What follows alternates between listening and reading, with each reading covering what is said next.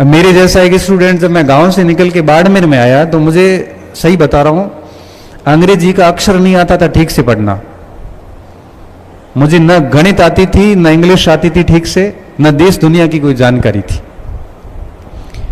लेकिन B final के अंदर क्या होता है कि एक अनायासी मैं स्टेडियम जा रहा हूं, बीच में हमारे एक महावीर पार्क आता है बाड़मेर के अंदर, उसके अंदर पानी के घड़े रखे हुए हैं, वहां से पानी पी के फिर हम स्टेडियम जाते हैं।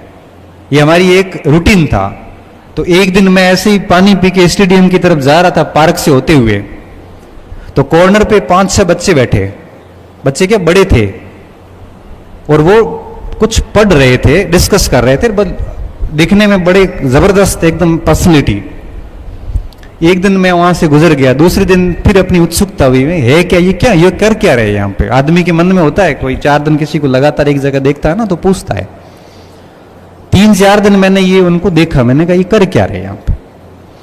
एक दिन मैं भी वहां पे निक्कर पहनी हुई मेरे, पानी पिया, मैं स्टेडियम जा रहा था, तो 5 बजे के बाद जाता था, 6-6:30 बजे के आसपास की बात।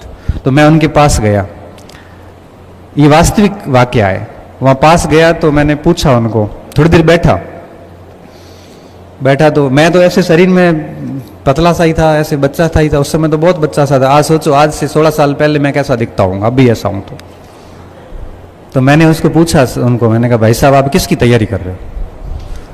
तो उन्होंने मुझे कुछ नहीं बताया, ऐसे देख के, और वो चुपचाप बैठे, उन्होंने बैठ जा। तो मैं बैठ गया। तो वो उस समय किसी इंटरनेशनल इश्यूज पे बात कर रहे थे। मैंने उनको सुना, बड़ा अच्छा बोल रहे थे, कोई इंग्लिश में बात रख रहा था, कोई हिंदी इंग्लिश मिक्स बोल रहा था। मेरे लिए वो सब बड़े भगवान से हो गए, कितनी जबरदस्त तरीके से बोलते हैं। फिर 1-2 दिन में और आया, फिर मैंने कहा यार मेरे को इस ग्रुप में शामिल करो ना, मैं भी शाम को 1 घंटे आपके पास आना चाहता हूं। तो उन्होंने कहा ग्रुप में शामिल होने के लिए आपको पढ़ के आना पड़ेगा, फिर हम डिस्कस करते हैं, तो आपको भी उसमें अपना भाग लेना पड़ेगा, नहीं तो हम चुपचाप ऐसे बैठने वालों को यहां स्वीकार नहीं करेंगे। तो मैंने कहा किताब बता दो, मैं वो पढ़ के आ जाऊंगा। तो उन्होंने करंट अफेयर्स की कोई मैगजीन्स बताई, वो करंट पे डिस्कस करते थे इवनिंग में। बाद में मुझे इतना पता चल गया। तो इस महीने की किताब लेके आना, पढ़ के आना कल से। मैं ठीक है, मैं गया मार्केट, किताब लेके आया, उनका डिस्कशन शुरू हुआ। मैंने भी कोई एक आधा तथ्य बताया, ज्यादा मैं बोल नहीं पाया। ऐसे करते करते 10 दिन आया तो उनको लगा कि भाई बच्चा सिंसियर है। अब वो मेरा स्टेडियम जाना तो बंद हो गया और मैं पार्क में उनके पास आके पढ़ने लग गया। धीरे धीरे धीरे स्थिति ये हुई कि 1 महीना बीत गया। 1 महीने में हम सबको एक दूसरे को जानने लग गए। 1 महीने तक मुझे कुछ पता नहीं चला कि किसकी तैयारियां कर रहे हैं। फिर मुझे पता चला पूरी बातें, जिसमें एक बच्चा, एक गौरव चौधरी था जो IAS मेंस देके आया था, 3 के असिस्टेंट कमांडेंट के इंटरव्यू थे, सब UPSC पास थे, परीक्षा पास कर चुके थे, जिसका हमने फॉर्म भी नहीं भरा, जो हमारे लिए बहुत बड़ा सपना था कि ये कल्पना अतीत है, कल्पनाओं से परे है हमारे लिए, हम पास ही नहीं कर सकते। वो ये परीक्षा हम पास कर चुके हैं, तो मेरे लिए वो बहुत सम्मानीय हो गए। अब कहते हैं ना, किसी से ज्ञान अर्जित करना है, किसी से सारा ही सीखना है, तो उसका पूरा सम्मान करना पड़ता है। अगर आप अपने गुरुजी का सम्मान नहीं करते हैं या गुरुजी पे भरोसा नहीं करते, तो आप गुरुजी से एक भी बात सीख नहीं पाएंगे। सम्मान के बिना सीखना होता ही नहीं है। तो मेरे मन में उनका प्रति रिस्पेक्ट और बढ़ गई। अब देखते देखते मैंने भी उनके अनुसार किताबें लाई। अब एक ने मेरे को कहा कि तू हमारे साथ ही आ जा, पुलिस लाइन में रूम क्वार्टर लिया हुआ है। मैं उनके साथ रहने लग गया और मेरी लाइन चेंज हो गई। मेरे सारे जो दोस्त थे वो छूटने लग गए और ये नए दोस्त बनने लग गए। और 6-7 महीने के अंदर ये स्थिति आई कि मैं भी उनकी बराबरी में आने लग गया। और फिर जब अक्टूबर में असिस्टेंट कमांडेंट का पेपर आया, तो फर्स्ट पेपर में मेरे नंबर उन सबसे अधिक, क्योंकि जीके मेरा अच्छा था। तो उनको लगा कि भाई लड़का ठीक है वाकई में। फिर उनमें से 4 का असिस्टेंट कमांडेंट में सिलेक्शन हो गया, और अभी कोई 2 IC है, कोई फुल कमांडेंट बन गए, 2 बच्चे प्रॉपर RAS में हो गए, एक IAS में हो गया, जम्मू कश्मीर कैडर चला गया, और मैं बीमार हो गया। और सब ने यही कहा कि अब गणपत आप तो जा, तो एजुकेशन की कर, तू पढ़ाता अच्छा है। क्योंकि मैं उस समय में उनको जीके के पॉइंट्स पढ़ाता था, क्योंकि वो सारे साइंस बैकग्राउंड के लोग थे। जीके में मैं ही उनसे सबसे ठीक था, और मैंने मेरी एजुकेशन की दुनिया, आज हम सब दोस्त कनेक्ट हैं। हमारा 10-12 का ग्रुप था, और आज ग्रुप में सारे राजपत्रित अधिकारी हैं। एक भी व्यक्ति राजपत्रित अधिकारी से नीचे नहीं है। और मेरी जितनी भी नौकरियां लगी उसके बाद लगी, जितने भी ड्रीम्स देखे, जितनी भी चीजें हुई, सब उस ग्रुप के बाद हुई। अब मैं ये बात आपको क्यों कह रहा हूं? ये मैं बात इसलिए कह रहा हूं कि बेहद सामान्य स्टूडेंट रहा हूं मैं। आप सोचो 10वीं में 50% नहीं बनना, 50 से भी कम, 49%। मैं हाथ खड़े करवा दूं ना तो आपके सबके नंबर मेरे से अधिक है। और ये की हालत 12th में थी। 61% कोई बहुत बड़ा आंकड़ा नहीं है। ये की ये हालत ग्रेजुएशन में थी, 55% ही थे। बहुत सामान्य विद्यार्थी रहा, मगर मैं फॉर्चुनेट इसलिए हूं, सौभाग्यशाली इसलिए हूं कि वो ग्रुप मिला और जिंदगी ने यू टर्न लिया। और मेरे साथियों को, परिवार को कभी यकीन नहीं हुआ कि ये व्यक्ति इस लेवल पर भी आगे काम कर सकता है। और मैं सारा क्रेडिट आज देता हूं ना, तो मैं माता पिता से भी आगे उन दोस्तों को रखता हूं जिन्होंने मुझे बनाने का काम किया है। मेरे माता पिता को पढ़ाई से कोई मतलब नहीं है। मेरी मम्मी अनपढ़ है, पिताजी 9th की हुई है, मगर आधुनिक कंपटीशन और शिक्षा से उनका कोई वास्ता नहीं है। गांव में रहते हैं। मैं अगर यहां पे आके अपराध की दुनिया में भी प्रवेश करता तो मेरे माँ बाप को पता ही नहीं चलता कि मैं बाड़मेर में क्या कर रहा हूं। मेरे माता पिता ये कहते थे कि बेटा तेरे खर्चे की हम कमी नहीं आने देंगे, तू 3,000 मांगेगा तो 3,000 देंगे, 4 मांगेगा तो 4 देंगे। 4 या 5 साल तक हम आपके पीछे खड़े हैं, आपकी कोई जिम्मेदारी नहीं है पढ़ने के अलावा। माँ बाप केवल इतना ही काम कर सकते हैं, इससे अधिक का गेम आपको खेलना होता है। फिर वो मित्र लोग आते हैं, और आज जो कुछ भी मैं हूं, मैं सब उन दोस्तों की वजह से, वही सही बता रहा हूं आपको, क्योंकि मेरे परिवार की पहली नौकरी मेरी थी। मेरे पूरे परिवार में पहला 10वीं पास मैं हूं। तो आप सोच सकते हो कि 10वीं पास में, 12वीं पास में, कॉलेज पास में, एमए पास में, पीएचडी किया हुआ, डॉक्टरेट किया हुआ भी मैं अकेला ही हूं, प्रोफेसर भी मैं पहला हूं, लेक्चरर भी पहला हूं, सेकंड ग्रेड भी पहला हूं।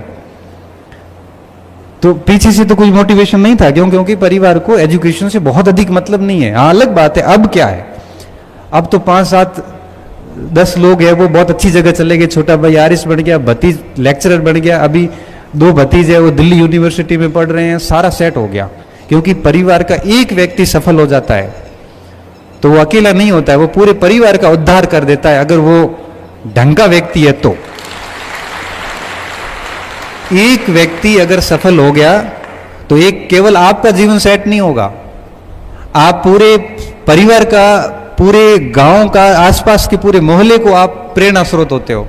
मुझे बड़ी खुशी होती है आज मेरे जो 50-60 परिवार है, वहां पे गांव में जो राजपूतों के जो कम से कम 3,000 गांव की बस्ती है, युवा जितने भी पढ़ने वाले हैं सर, उन सभी के मोबाइल्स में देखता हूं तो डीपी मेरी लगी हुई रखती है। तो मुझे लगता है कि ये कितना कुछ मान रहे हैं, बाड़मेर में पढ़ रहे हैं, मेहनत कर रहे हैं। और सबसे खास बात देखिए, चाहे मेघवाड़ों का बच्चा हो चाहे राजपूतों का हो, जब डिसीजन की बात आती है लास्ट में उनके पापा कहते हैं कि मारसान पूछ ले जो को मारसा कह जो फाइनल है। मतलब गणपति जी को पूछ लो, गणपति जी अगर कह देते हैं वो कर दो बस। ये भरोसा गांव पूरे को कब हुआ है? ये सिर्फ एजुकेशन के बाद हुआ। उनको पता है कि बच्चे का डिसीजन अगर ये लेगा तो सही लेगा। इसलिए कहता हूं कि आप भी इस तरह से एग्जाम्पल सेट करिए। मैं आपके सामने खड़ा हूं, मेरे जो शब्द हैं वो इतने प्रभावी नहीं होने चाहिए जितने आप मुझे देख के प्रेरणा ले सकते हैं। जब ये व्यक्ति अपने गांव में आगे जाके कर सकता है तो हम भी कर सकते हैं। और करने वाले अगर ठान लेते हैं तो मुझे लगता नहीं कि कोई बाधा उसको रोक सकती है। ठीक है, 2 साल चीजें लेट हो सकती है, बाकी कोई फर्क नहीं पड़ता। और एक बार अगर आप ढंग से काम कर लेते हैं तो आप अमर हो जाते हैं, पूरा क्षेत्र में आपकी अलग इज्जत होती है। अब यहां से यहां तक की यात्रा कर लेते हैं। आपको अब आप सोचो ना कि मारवाड़ से किसी व्यक्ति को वागड़ कौन बुलाएगा। मैं शेखावाटी भी गया, मैं आगे हनुमानगढ़ गंगानगर भी जाता हूँ, अभी हाड़ौती भी गया था, मतलब हर जगह जाता हूँ और इसी स्तर का प्रेम मिलता है। तो ये सिर्फ एजुकेशन की बदौलत नसीब हुआ है। तो आपके पास में खूब अवसर है और 2-3 साल गहनता से मेहनत कीजिए। कोई किसी भी प्रकार का धोखा मत करना, न खुद के साथ न परिवार के साथ।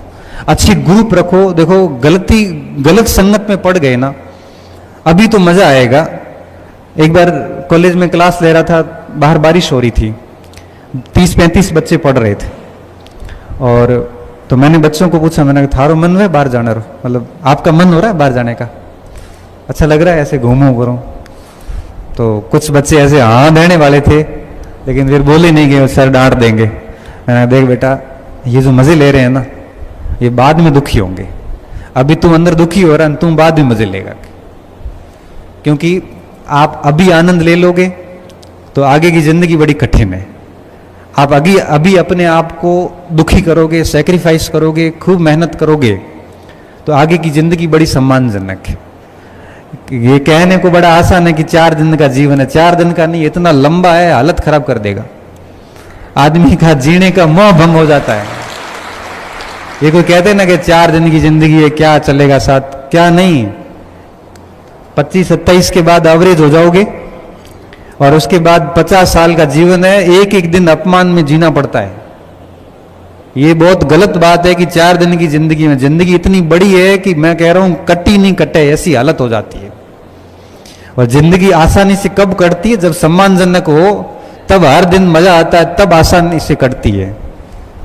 लेकिन जब दुखों का समय होता है ना, तब 1 घंटा भी मुश्किल से निकलता है, 4 दिन तो दूर की बात है। तो ये समय जो है ना आपका, ये भविष्य बनाने का भी है, भविष्य बिगड़ने का भी है।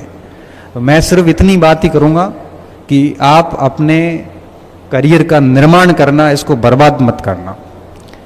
आपके पास में दोनों विकल्प है इस समय।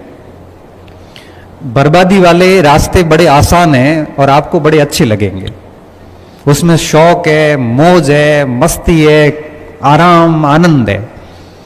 और जो भविष्य बनाने वाले रास्ते हैं वो बहुत कठिन है, उसमें 5 घंटे बैठना पड़ेगा, दोस्तियां छोड़नी पड़ेगी, मोबाइल बंद रखने पड़ेंगे, आंखों के आगे घेरे होंगे, कई सारे सामाजिक उत्सव वगैरह छोड़ने पड़ेंगे, कई लोगों को मना करने पड़ेंगे, अपने शौक आनंद खत्म करने पड़ेंगे।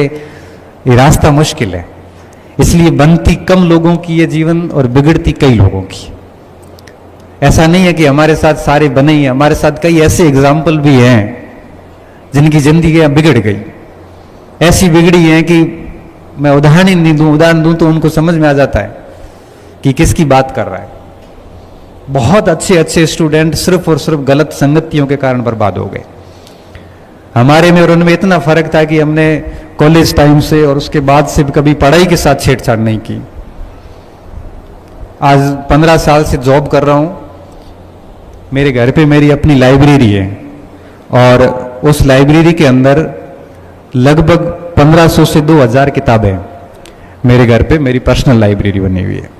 और जब भी तनाव की स्थिति होती है या मन नहीं लग रहा होता है, क्योंकि हर व्यक्ति के जीवन में ऐसे चरण आते हैं, कई बार अच्छा लगता है, कई बार खराब भी लगता है, तो मैं मेरी लाइब्रेरी का हॉल खोलता हूँ। लाइब्रेरी को खोलने के बाद में किताबों को देखता हूँ, एक एक किताब देखता हूँ, फिर सोचता हूँ कि गांव से जब निकला था तो मेरे पास एक ओसवाल का बैग था, चाय वाला, चाय का बैग था घर से, एक ओसवाल का बैग था, उसमें 2 ड्रेस थी और मेरे पास कुछ नहीं था। और आज पीछे मुड़ के देखता हूं तो 20 साल बाद मेरे पास आज 2000 पुस्तकों की, 1500 से 2000 तो हो ही जाएगी उसमें, पुस्तकों की एक शानदार लाइब्रेरी है। और उसमें बहुत सारे बच्चों के द्वारा दिए गए गिफ्ट्स हैं, बहुत सारे कार्यक्रमों की स्मृति चिन्ह है वहाँ पे, कई सारे प्रतियोगिताओं में प्रथम स्थान आए हुए के कई सारे मोमेंटो वहाँ रखे हुए। वो सब आधा घंटा देखता हूँ तो खुश हो जाता हूँ कि 20 साल में क्या पाया है। फिर दिमाग में आता है कि कुछ नहीं लाए थे और इतना कुछ किया है, तो मुझे खुश होना चाहिए, दुखी क्यों हूं। और बस मन प्रसन्न हो जाता है और वापस छोटी सी एक आधी किताब बाहर निकालता हूँ, थोड़ी देर पढ़ता हूँ, फिर निकल जाता हूँ काम पे। तो ये जो चीजें होती हैं अभी अभी के प्रयास से इकट्ठे होते होते आगे आपको सुकून देते हैं। इसलिए कहता हूं कि आप सीरियसली मेहनत कीजिए, बहुत परवाह वाले व्यक्ति बनिए, बेपरवाह लापरवाह मत होना। ये जिंदगी इतने मजे लेगी बाद में आपको यकीन नहीं अभी इस समय। हमने ये बातें हम तब बोल पा रहे हैं, हम क्लासेस में देखते हैं, हम अनुभव किया है बच्चों को, हमने बहुत निकटता से देखा है, बहुत क्लोज बच्चों को देखा है।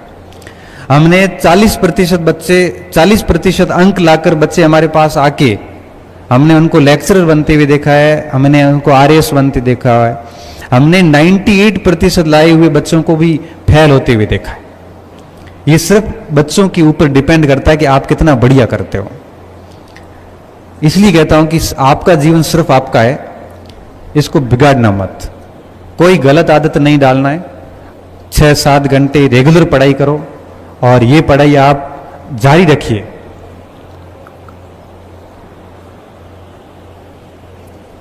कम से कम 3 साल तक जारी रखिए इसको। अच्छे ग्रुप बनाइए, ऐसे लोगों को साथ रखिए जो आपको 4 चीजें सिखाते हो। ऐसे व्यक्ति नहीं रखने जो ये कहें कि तेरा सिलेक्शन नहीं होगा, फिर किसका होगा? इसका नहीं होगा तो फिर होगा किसका? हम कैसे हुए? जिस परीक्षा में बैठे, सेकंड ग्रेड का पेपर देने गया, किसी ने कहा यार नकल होती है। मेरे 200 में से पहले पेपर में 194 नंबर आए। ये कैसे आए? मैंने कहा पूरे राजस्थान में शायद किसी के नहीं थे। मेहनत की थी, सवाल गलत क्यों हो जाए? अभी भी पेपर देखता हूं, दूसरे पढ़ता हूं, ये देखता हूं पेपर में क्या क्या आया है। और कई बार ऐसी स्थिति आती थी कि पहले प्रश्न से लेके 60, 70, 80% तक जाते थे, एक भी प्रश्न ऐसा नहीं होता था जहां हमें आ नहीं रहा है। क्यों? पढ़ाई की थी। और किताबें न्याय करती, किताबें नहीं देखती कि आप अमीर हो कि गरीब हो। किताबें नहीं देखती कि आप 10वीं में 12वीं में मेरिटोरियस थे कि बाई ग्रेस पास हुए हैं। किताबें नहीं देखती कि आपको नौकरी की जरूरत है कि नहीं है। उसको जिसका जितना पढ़ा है ना, ओमार में उतने अधिक सही होते हैं। बहुत न्याय है यहां पे। पढ़ के तो देखिए एक बार, कितना आनंद आता है। पढ़ाई जैसा आनंद मुझे लगता नहीं किसी भी जगह होगा।